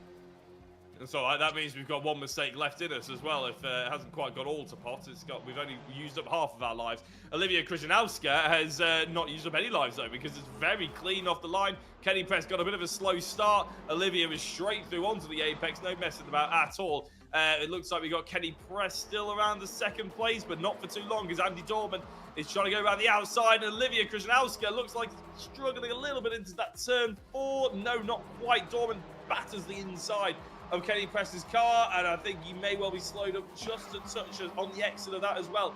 Difficult to see where everybody else is, to be honest. We're going to have to keep an eye on the left-hand side. Eric Axelson, I think, has only moved up 1 position, but that could be 10 positions by the end of this particular lap, because the number 10 of Kenny Press has gone straight on stage exit left, stage exit right, actually. And it looked like, to be honest, that there was a hardware failure, maybe, because the wheel just went straight, locked straight, and then just plowed straight into the wall. Didn't even attempt to carry on making the rest of the corner or get back on the circuit. A bit of a shame for Kenny Press there. As Adam Lyle, Lee Piercy just getting ahead of Eric Axelson. That may well have been a timing glitch on the left-hand side. But what a start Olivia has made. Craig Curtis is about to be lunged by Joel Lask as we look backwards from Andy Dorman's perspective. And Craig Curtis may well lose one to Nathan Smith as well. It's been a hectic start to this race too. It absolutely has there. That is a textbook move by Joel Lask. That's what we were waiting for in race 1. He saw the door open for him and just went later on the brakes. Nice and simple from Joel Lask there, and he's not quite happy with one. The back end on the car nearly goes there. That would have been a little bit hairy from inside the cockpit. He is still catching Andy Dorman well, has got the momentum actually as we head on to that start-finish straight. Now side by side as we head into this first corner, it's going to be a question of who is the last of the late breakers here. And it looks to be, actually it won't, that long run. Joel Lask already out in front. It's his corner to lose now. And there's a bit of a lunge from Craig Curtis behind there as well. But it's Joel Lask up into P2. Yeah, it is. And Olivia is held on to the lead for one lap. How long is that going to last? I'm not entirely sure. I think it's lasting about a lap and one corner, to be honest, or maybe 3 corners actually, because it did look like Olivia, well, I don't know whether there was contact, we can't hear it, don't know whether there was any sort of bumps or whatever, but Olivia goes straight on into turn 4 anyway and loses all of the positions anyway. So Joel Lask, there may well have been contact between themselves and Olivia, but the actual move was eventually made by Olivia heading straight off the circuit, which is a bit of a shame. What I will like to point out, though, is what I really liked in that move that he had on Andy Dorman for second place is actually the attack angle and the entry angle of the last corner. Joel Lask, you can tell that he apexed slightly later and he was straighter going onto it, could get the power earlier, whereas Dorman was sort of looked like he had to turn for a lot longer, couldn't quite get on the power, and that was the biggest difference. It wasn't necessarily a slipstream toe overtake or anything like that. It was more just the exit that he got out of the last corner was sublime, wasn't it? That goes to show some experience and driver knowledge in that. Yeah, I think absolutely. I think he took advantage of the fact that his tyres are fresh, brand new and healthy, and just realised he could chuck it in, maybe scrub a bit of life out of them, but just chuck the car in at high speed and it would respond. He would be able to keep his foot planted and carry that extra momentum there. We just saw Olivia, looks like she's had further issues there as well. What a shame for her, not the race star that she would have wanted. It was a really unfortunate off, actually, the first time she went into the gravel. It was at a high-speed part of the track, and a fairly big gravel trap as well. It's going to take you so long to get back underway from there. We are looking further forward, though, as we have Joel Lask leading this race. It says Josh Martin, but I believe that is a timing glitch. Yeah, that will be a timing glitch. Yeah, Josh Martin. The good old Assetto timing glitch always does it. Yeah, I know. It looks to throw a headache at you, doesn't it? Really, Josh Martin's down in 7th place. Ahead of Craig Curtis, just behind Thomas Potter, actually, who's done a pretty good job, making up about 9 places, actually, up to 6th, which is not bad. Scott Bugner, though, after chatting to him, obviously on the podium, is all the way up into 4th place and thinking about a podium again, because he's got Nathan Smith and Andy Dorman ahead, who's 2 drivers that probably would admit they maybe haven't got the race pace on Scott Bugner. So that's going to be very interesting to see how they sort of negotiate themselves, because there's really any of the top sort of 4, you could probably say, well, they got a chance of winning this one, because Joel Lask, I don't expect, is going to pull away and do an Eric Axelson and get a massive margin. No, so far, and of course, the fuel loads are a little bit heavy, but the tyres are still healthy. The lap times are looking like a 1:51.8. That's, of course, our only representative fast lap so far, so we'll wait to see what it's looking like on the next one. But as you say there, Joel Lask, we don't expect it's going to absolutely pull away. It's going to be very close quarters at the front end of the field. What we were seeing in the reverse grid from the first round is perhaps people weren't confident with the car yet, or they weren't quite happy with Pastrani, as we saw a great move there into turn 10. I believe that was Eric Axelson. I saw the dark liveried car there. I could be mistaken. But what we're seeing in race 1 is we were seeing quite a mix of names. We weren't seeing the stars from race 1 really showing themselves in race 2 until quite late on, whereas we're seeing it here quite early in race 2. So I suspect could be seeing some familiar names at the top end of the field as we head later into this race. Tell you what, you'll know what I'm talking about here, Reeve, that it takes a while to get used to the different liveries of each car before you can instantly recognise the driver out there, sort of thing, and quite often round 2 is where you sort of really get used to. I have to say, because we didn't see Eric all that much at all, I sort of forgot what the front end of his car looked like, to be honest. You sort of look at it and you think, oh, that's Johnny Ogden, oh, that's Joel Lask, oh, that's Andy Carroll. But yeah, Eric Axelson, who does have a very consistent livery in mind in whatever car he could jump into. I sort of almost forgot what his car looked like when I was looking for him in that mid-pack. But he's got Lee Pearcey having a real good battle with him, isn't it? And I love the fact that Lee Pearcey's just not afraid to really send the moves, lunging on people like Eric, or even carrying momentum like he's attempting to here. And he's actually used a lot of tyre life maybe in doing so, but he's really carried loads of speed around the outside. I thought he would have the inside for turn number 5. It wasn't to be this time for Lee Piercy, but a real good battle. Nice to see him sort of getting his elbows out and keeping it nice and clean as well, because like I said, maybe earlier in his VRRC career, it was a little bit too much inconsistency in terms of contact as well. Maybe not just his fault, but other people around him. It looked like he's really betting himself into this community now, which is great. So Eric Axelsson does move himself up into 8th. He's got his teammate in Josh Martin ahead, who is certainly having a good view of Johnny Ogden versus Thomas Potter. And since all 4 of these cars are in green, I'm not entirely sure which one's which, but I think Thomas Potter just at that darker front end has just got himself into 5th place, with Johnny Ogden in 6th in that sort of white and then maybe lime green. Josh Martin in the white and green, and then the reverse being Eric Axelsson in that sort of darker and then dark green as well. It's really fascinating to see. But Thomas Potter, right where he finished race 1, has done a great job of moving with them, playing the punches as well. Nice and aggressive, got himself into a decent position. Now Josh Martin's got Eric Axelsson as a bit of a headache behind. Yeah, absolutely. And that car carrying momentum well through that last corner, although he jumps out of the slipstream there and he doesn't seem to quite have the advantage that we thought he would. Is he going to go down the inside here? No, he's going to play his cards very safe indeed. He's going to back off, keep the inside there, and is actually going to still carrying enough grip to hang it around the outside. Perhaps, I think he is. Eric Axelsson, fantastic move there. It's not quite done though, because it's going to be Josh Martin still fighting back as we're side by side, running up towards turn 4 in just a moment. It is Eric Axelsson with the inside, although he loses out there because up the inside, is that Craig Curtis? I think it is. There's contact, the back end steps out, but he's able to keep hold of it just about. I'm not entirely sure what Craig Curtis thought was going to happen there. It was inevitable that there was going to be contact. He was lunging up the inside of 2 cars who were never wanting to get close enough to each other to make room for Craig Curtis because they're teammates. But Eric Axelsson versus Josh Martin, Eric does make his way through. It's almost like through that turn 1 read, it was like Eric was saying, okay, to Josh, I'm not going to lunge you completely. We can go side by side, or I'll just run behind you, or sort of thing. Josh went so wide, didn't get on the power. Eric was sort of like, okay, well, I have to overtake you now. Put the power down, and he just, that grip that he had, that lateral load on the right-hand side, going round the outside of turn 2, was stunning, wasn't it? Probably move of the day so far. Yeah, fantastic move there, and fantastic racecraft from Eric, as we say. You alluded to earlier, Jack, that perhaps the reverse grid race is going to be a little bit more spicy, and I think we're seeing that so far.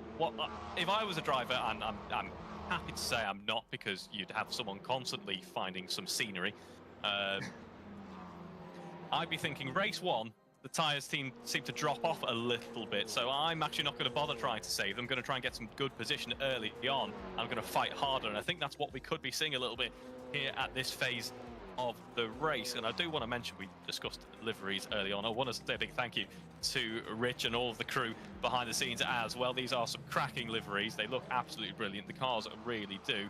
Yeah, it's great to see them heading around this Spanish circuit. Yeah, it's actually, to be fair, I mentioned Eric Axelsson always having a consistent livery. To be fair to the rest of them as well, no matter what car they have on, they do seem to just be able to adapt that existing livery that they had the championship before, just move it on to this new car, and quite often with some small improvements here, there, and everywhere. Each year, or each championship, they always look a little bit better.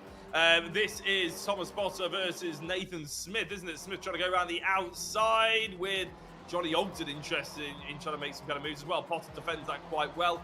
I like your theory on the on the tyre life, and just thinking, you know what, they're going to degrade anyway. Let's force the issue and maybe force other people to degrade their tyres as well, and then you're all on the same footing, maybe 10 laps from the end instead of only 3 laps from the end. As Nathan Smith, that is, yeah, it is, sorry, my screen's a little bit pixelated, is all over the back of Thomas Potter, who's having to survive quite a few little nudges here, there and everywhere, but they go 3 wide with Johnny Ogden all the way up the inside, going into the once upon a time much tighter hairpin, and I think Johnny Ogden is going to force Nathan Smith to follow him through as well. Nathan, who recognised the danger, didn't think 3 wide was a good idea, as Potter lunges on Ogden, makes a little bit of contact. Nathan again up the inside, trying to just find the space to get all the way through, and I think finally Nathan has put his car in the correct position. He survived all the little bits of contact. He saw more contact going the way of Johnny Ogden versus Thomas Potter, and Eric Axelsson in there as well. I may have made a mistake between Eric and Johnny. Apologies if I do. But through all of that, Nathan Smith came out on top. And I tell you what, Reed, that's a testament to car placement and racecraft, isn't it? Yeah, absolutely. As I think we're going to see a little bit more strong car placement here. Thomas Potter down the inside. Nice move there. Had that half of the track all to himself and is back up into P4. Yeah, it's getting very close quarters here indeed as you can see the incident alerts on our screen just absolutely lighting up there. You couldn't make out the track diagram behind them for all of the incident alerts that we had.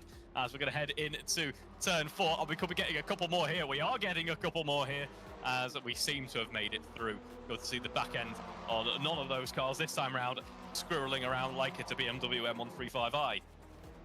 Yeah, well, that was always a little bit more difficult in the last championship. Yeah.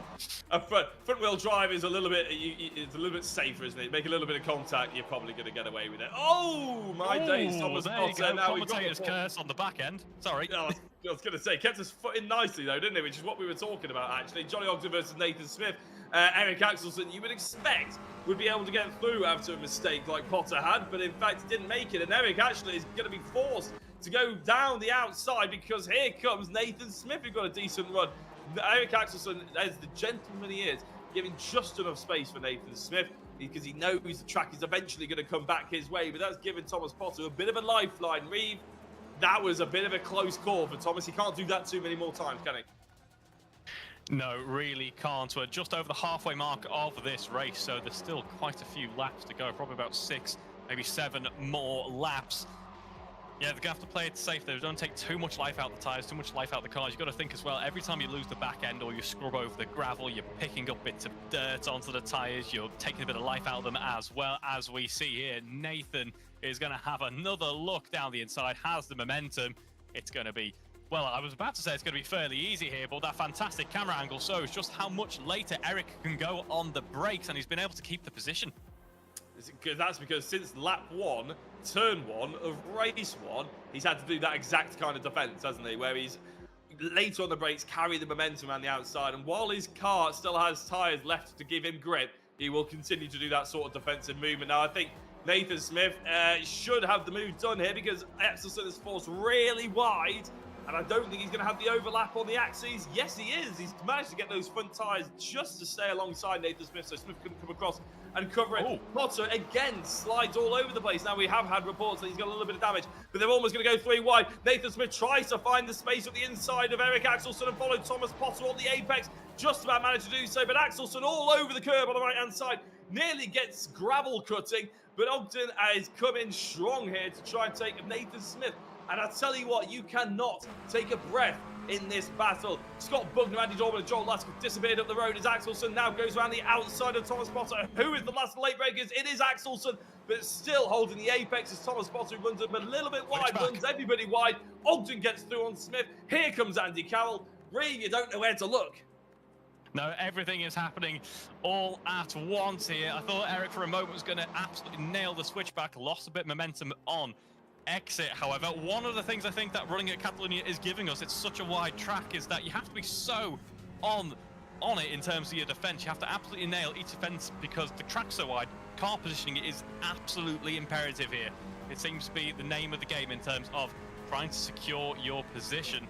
As we now see Eric Axelson closing down on Thomas Potter. We know Thomas carrying a bit of damage, potentially the tyre temperature's a little bit high. He's going to go around the outside. Is Eric, can he make the move? Stick, last of the late breakers, once again has the inside for turn 2. It's going to be side by side. There's contact between our two competing for P4 here. Thomas has the inside on the exit of the third corner, or sorry, heading into that long sweeping third corner.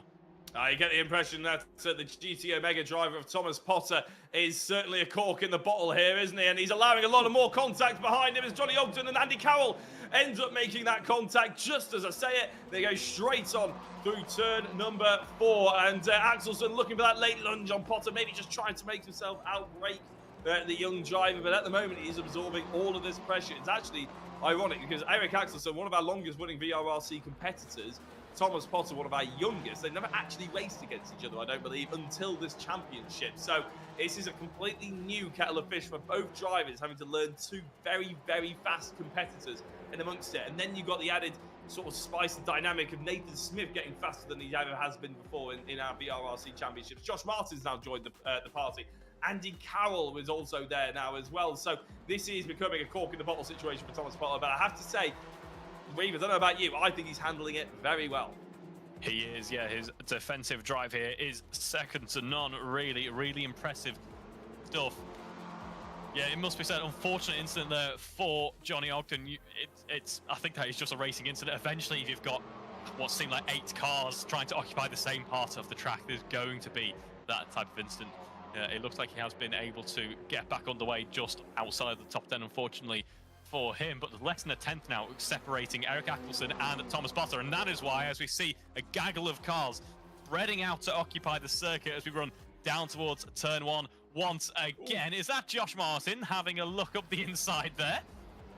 It was actually Nathan Smith, wasn't it? Josh Martin going down the outside. Yeah, no, they look identical as they come towards us, don't they, in that sort of sense. So you are absolutely forgiven. But you know what the funniest thing here, Reeve, is no matter what happens here, the likelihood is we're not going to talk to any of these drivers afterwards, because the top 3 have disappeared. And we have no idea what their race is doing, because we've been so focused on 4th place, as we should, because this is championship battles all over the place in terms of Eric Axelsen, who's just got muscled out of it by Nathan Smith, and he's going to have still just his front tyres along the rear axis of Nathan Smith to just about force him wide. That means Potter's giving himself maybe a half a second gap, and all of a sudden Josh Martin's come in to try and help his teammate Eric Axelsen in fending off Nathan Smith for the time being. Nathan Smith going really wide, losing the back end. Martin almost going into Axelsen as well, tries to get that cut back, and it's going to be a run down into the hairpin. Smith holds it together just about, but now has the full force of Phoenix Sim Racing hunting him down just behind. This is getting a little bit sweaty in terms of everybody's hands. I'm sure they'll probably be working very hard in there as Smith goes to defend on the Phoenix Sim Racing. I don't think that's an offensive maneuver. So Potter and Axelsen still just ahead. Potter's probably got himself about a lap of breathing room here. Yeah, it is so close quarters, as you say. This really is the biggest battle that we've got going on. I suspect the VRRC body shop is going to have its work out for it after this one. It's a bit of a shame. I think Rich would make a lot more money if he did actually charge for repairs, wouldn't it? It'd be quite hilarious. And you think livery after every round to add on the dents into the livery. that'd be pretty good actually. A lot of work, but it would be very good for the immersion, wouldn't it? I have to say, Andy Dorman's actually right on the back of Scott Bugner. We haven't really noticed that. We haven't seen it. As I said, you can probably understand why.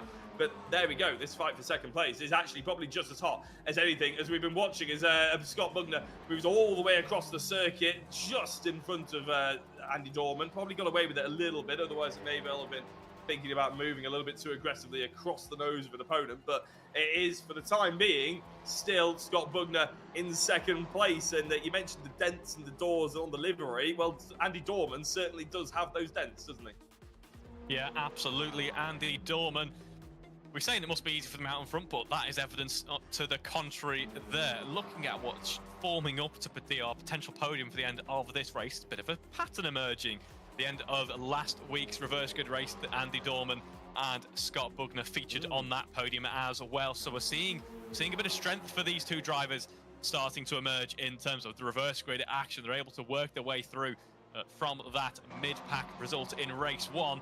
And fight at the top step with decent pace here. As we see side by side, Thomas Potter, Eric Axelsen. Eric's just about gets a nose out in front. No, he doesn't. He drops back, and it's Thomas Potter still leading this battle. There's been major contact behind. That's Brad Smith and Nathan Smith by the looks of things.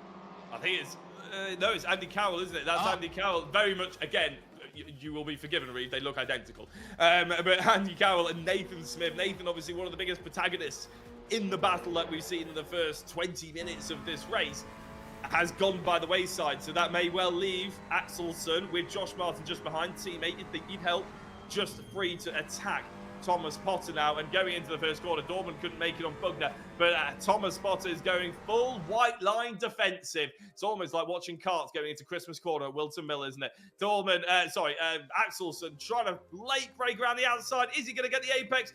Potter's seen this one. He's fended it once before, and he's going to defend it once again. Thomas Potter holds on to that position. He's doing a brilliant job. Axelsen, you wonder where the life in his tyres has come from. It's had the exact same thought. Yeah, it's ridiculous, isn't it? How much load of 50 kilograms he's got on that car, and he can still push it around the outside into the last couple of minutes. Potter forcing him a little bit wide. That's absolutely fine. Just a little bump in. Little bit of elbow grease going into Potter's car there, and he fends off Axelson as Martin now tries to go around the outside. Yes, Eric still in the mix there, but slightly dropping back. I don't think this is going to be the last we see of him now in the final 3 minutes that there or thereabouts of this race. He gets ahead of Josh Martin once again. As you say, the elbows really coming out. That Eric knows that he needs to try and fight to get up into this P4. It'll be one better than what he scored in last week's reverse grid race, but you can't, I imagine, no, if I know even a little bit about Eric, he'll be thinking, I could have been on the podium in this race. I think Eric, I wouldn't put it past him to be on the podium again, but to be honest, I reckon he's just loving it. I reckon he's so enjoying this one right now, because it's exactly what he wanted to come back to VRRC for. Yeah, this looks like it's one of those battles that just is immense fun to be a part of. I mean, even those who might feel slightly scorned, have had a bit of an instant and dropped off into the gravel, they're back in the mix once again because they're slowing each other down, and the likes of Brad have been able to catch back up, so they're still out there having fun. They are all big sideways moment for Axelson. Is that because of contact from the rear end? I'm not entirely sure, but it did look a little bit like Martin. Yeah, Martin in that rear view mirror came very close to him anyway, didn't he? It's actually pushed him on a little bit stronger. But as soon as Axelson gets out of that slipstream, his car hits a wall of air like driving through custard, and all of a sudden he's not quite able to carry the speed into the corner, but it's take 3 for the outside move into turn 1. Potter squeezing him as much as he can. This time Axelson looks like he might just have a little bit more of an advantage, but Potter late on the brakes going into turn 3 is going to carry this one. What Potter's probably hoping is that Martin finally lunges on Axelson and follows him through. But of course, teammates, you can't rely on Martin to be doing that. Around the outside yet again, it's going to be Axelson. I just don't know how his tyres haven't gone pop yet. But I love the fact that Brad Smith's now involved. And Johnny Ogden's got back. Andy Carroll, Nathan Smith. 1 minute and 30 seconds left to go. And it's absolutely anybody's race. Martin versus Axelson. And in fact, Martin looks like he's potentially got his car ahead. He's got his full nose ahead and the rear axle as well. The rear diffuser of Martin has been pumped by Eric Axelson as Brad Smith tries to go around the outside. Thomas Potter has got a bit of a leeway here with 1 minute and 10 seconds left to go. It's probably 2 laps. It may well be his 4th place. Are we possibly seeing Eric Axelson starting to wane now after fighting at the forefront of this battle for so long, or are we starting to see drivers behind not getting frustrated perhaps, but thinking it's now or never in this, the final minute of this race? We're on board at the moment with Josh Martin. Now he's going to be the next competitor to bring that challenge to Thomas Potter. Thomas Potter, I doff my hat to you, sir. It has been a great drive at the front of this battle. A battle for P4, which has seen them about 2 seconds a lap slower than the front runners in this race, but I don't think they care one iota, really. It has been a fantastic battle for all of the midfield drivers involved in this race. Look at them now as they barrel down towards the first corner once again. I'll tell you what, it did give us the opportunity to maybe have a breath, but I was about to say Brad Smith actually maybe taking that opportunity away from me, but he didn't quite go for the lunge. But with 1 minute, with 1 lap left to go, Joel Lask has pulled off into the distance. That's worth noting. Scott Bugner has held off the attack from Andy Dorman. So that, again, the fight for the top 3, we haven't seen that much of it, but actually the fight for second place has been very entertaining indeed. And unfortunately, as I said, we probably won't end up, unless Bugner and Dorman end up hitting each other off, probably won't end up talking to any of the drivers who we're focusing on the most. But rest assured, I'm sure they'll put their opinions into the YouTube chat, and I absolutely guarantee that they'll be watching this one back. So even if we don't get a chance to speak to you all, very well done. An amazing race, it has to be said. And we will announce the driver of the day as the checkered flag gets thrown as well. It might give you a bit of an indication that maybe it's not in the top 3. Thomas Potter in 4th, Josh Martin 5th, Brad Smith in 6th, Eric Axelson in 7th. It's about to hit the checkered flag, and I have to say one quick word, Reeve, on Joel Lask. He's been superb, hasn't he? He hasn't really had to do anything too much as soon as he got into the race lead, but wow. We'll focus on him in a minute. Reeve, a lunge for the 4th place. Potter may not well end up finishing 4th. Then he gets launched off the road. Martin hits him off, and then all of a sudden, Brad Smith comes through. Your heart has to go out to Thomas Potter for that one. We go on board, though, with Joel Lask as he weaves across the line, flashing the headlights in celebration. It's a victory for Joel Lask. Scott Bugner P2, Andy Dorman P3. And in the end, at the top of this battle for P4, it's going to be Brad Smith, a man who a few laps ago was nearly pointing the wrong direction at turn 10.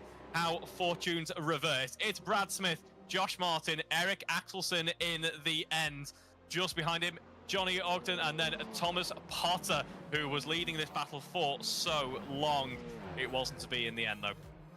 Yeah, now we will announce, before we go into the advert, we will announce the driver of the round, and that is, I don't think it's going to change despite the end, the last lap there, Thomas Potter, for what was a sensational drive in 4th place. Obviously, it didn't end up that way. That's for the stewards and everything else to decide. But Reeve, it was sensational, wasn't it? We're going to go into a very short break, and then we'll come back with the driver interviews and a little bit on the driver of the day as well, before we end this broadcast.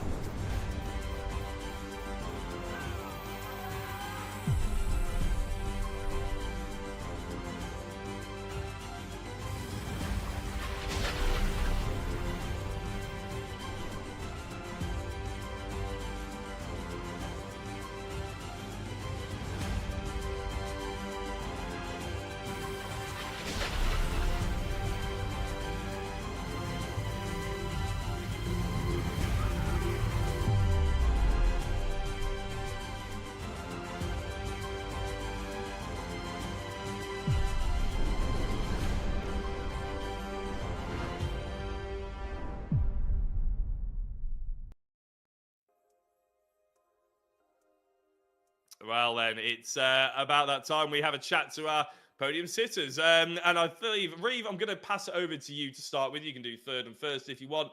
So you can start the interview, with Andy Dorman. Thank you very much there, Jack. What an exhilarating end to the weekend's racing that was. And a strong end there, Andy Dorman as well. Could be a bit of a pattern already. We're only 2 rounds in, but once again, we have Andy Dorman on the reverse grid podium. Congratulations there. Yeah, thanks a lot. It's gone well tonight. Is that your kind of general feelings overall for the weekend then? Feeling pretty happy with your results? Yeah, pretty happy. I've been struggling all week with this track, but I'm happy with the result. Is it a track that you've got much experience with, or is this a bit of a new car track combo perhaps? I know the track quite well. I'm just struggling to get the car dialed in on this track. Good stuff, and obviously reverse grid race a little bit different in terms of the strategy, working your way up through the field there, able to hold on to a podium in the end. Were you aware really of all the carnage going on behind? No, I didn't see any of the carnage behind, to be fair. We did see, though, at a few points you were getting quite close to P2 up front there. Was a potential for a bit of a move at a few corners? Yeah, we had a few looks up the inside and things, but we just couldn't get it done. Such is the way. There's overtaking opportunities here, but they're not the easiest sometimes. So now we've got Barcelona out of the way. Have you got any thoughts on the next round? Not yet. We're at Donington next.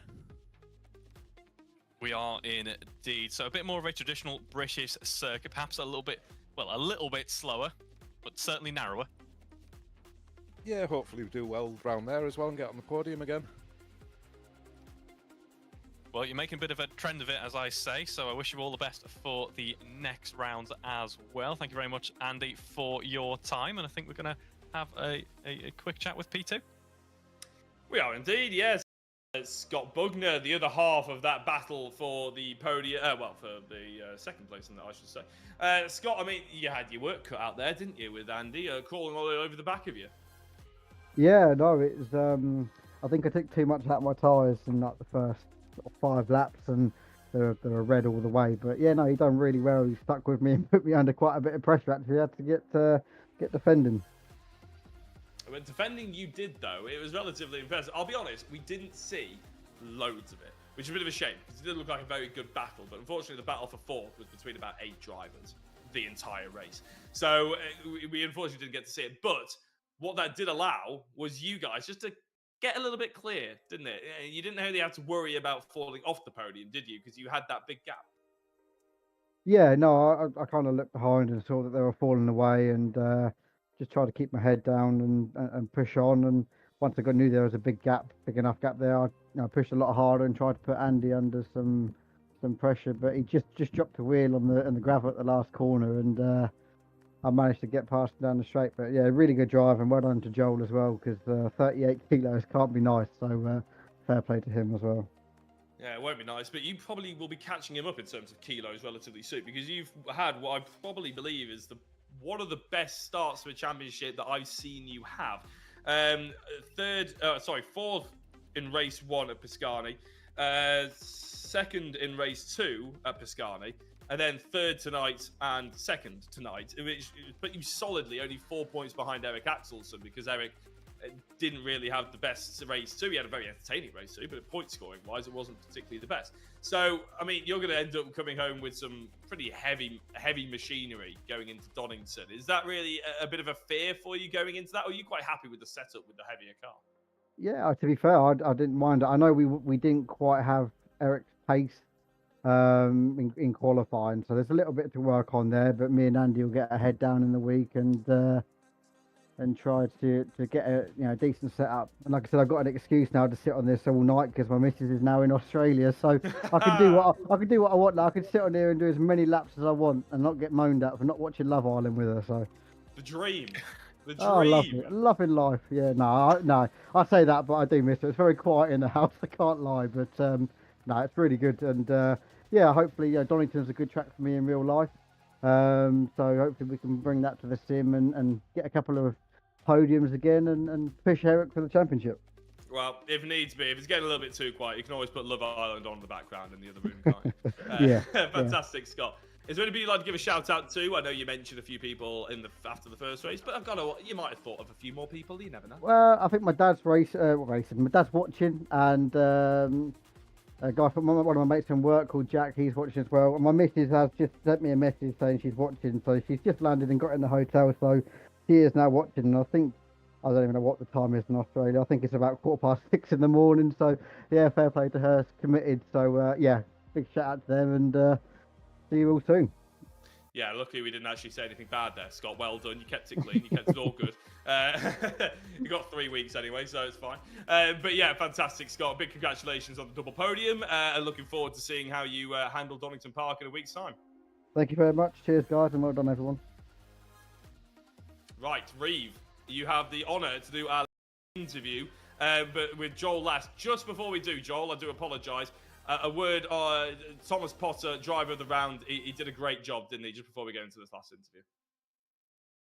Yeah, absolutely. Particularly what stood out to me in race 2 there was his defensive drive. All of that pressure for so long, some big names behind him, and really, we're not talking just sat at the slipstream pan, we're talking side by side through many corners. And Eric Axelson, as we've seen so far this championship, is certainly a difficult competitor. He did very well to keep his cool, to keep fighting there. It didn't quite come together at the end, as we say, but that is not to do with the amount of effort that he put in. He did a fantastic job, so he earns our driver of the day. He does indeed, yes. And now, finally, we can get on to the driver who ended up coming home very comfortably in the end in race number 2. Reeve, Joel Lask, take it away.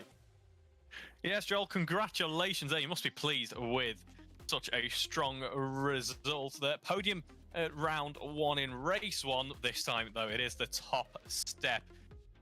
Talk through your race then. How did that go? Yeah, I mean, the first race was a bit of a tough one. Quite a bit of damage on the car. I was losing speed down the straights. I knew the car had more. We'd done a lot of practice around this track, but we just didn't have the cornering speed and didn't have the straight line speed. So first race was a bit of a washout, and just tried to stay where I could. And then that second race, it was sort of just push the best you can. Everyone's a little bit tetchy on cold tyres, so it was sort of make up as many places as you could at the time. The doors just opened, we had a good start, and yeah, managed to make our way through. as you say, they're not that I want to take away from your win. Race 1 perhaps not going your way. We had this impression in the comments box that you had the pace there, you just weren't able to deliver on it. So thanks for confirming that for us. We might occasionally know a little bit about what we're talking about, potentially. But in the second race there, as you say, it just seemed to go really well for you. How was the car feeling in that second race then compared to race 1? So much better. The car had pace, that was the main thing. I mean, don't get me wrong, the car's got 38 kilos of ballast, and I was about half a second slower off my fastest time with the ballast on. So there was no way I was going to keep up with the top ones. And to be fair, I mean, I think I was matching Scott, which I was quite happy with in terms of pace. But I know people like Eric and that luckily got caught up in a big old battle. So had they not of, it may well have been a very different race. But yeah, car felt great. I mean, it's never nice having ballast. It just kills your tyres every single time. But we made it work, so that's what matters. And talking about those tyres, you mentioned pushing and trying to bring it home. Was it a bit of a race management race out in front there? We saw you had about a 3-second margin to those cars behind. Were you just controlling that race out there? Was that everything you had? To be fair, at the start, it was try and conserve tyres as much as possible. The thing was, I didn't really know what the tyres were going to be like because I lost all the front downforce in the first race, so the tyres were dead in the first run. So second one, I thought, I'll manage the tyres to begin with. Let's see what we can do.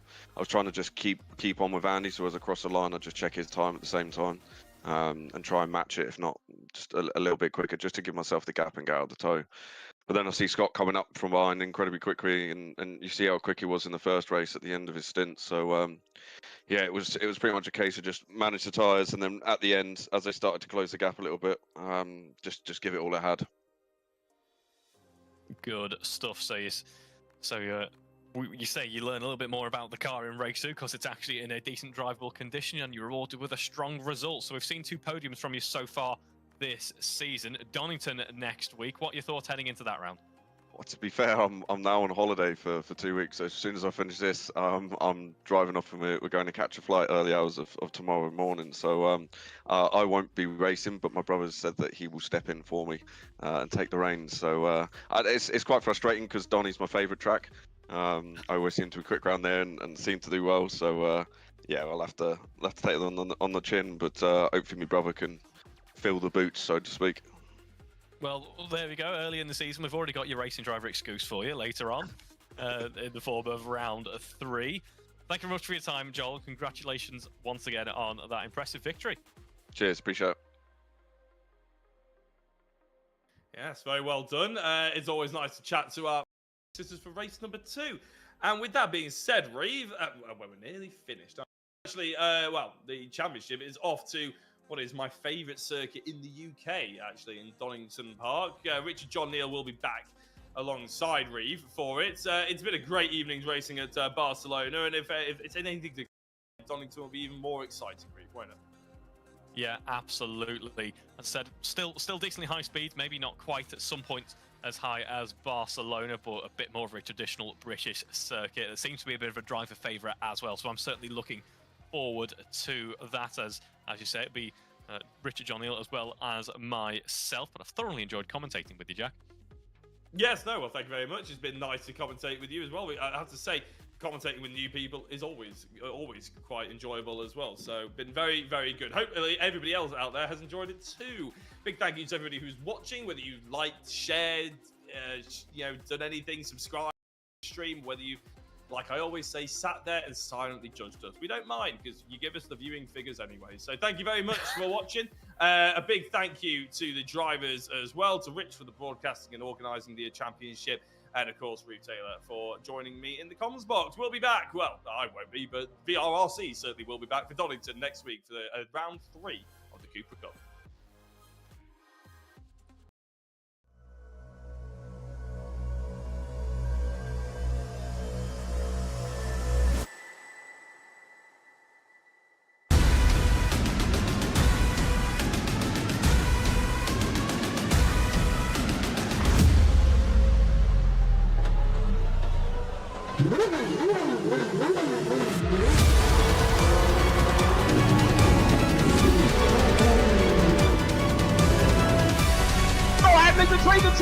The insider coats. Marcus gets too heavily involved. And that's Whitehead and Coates.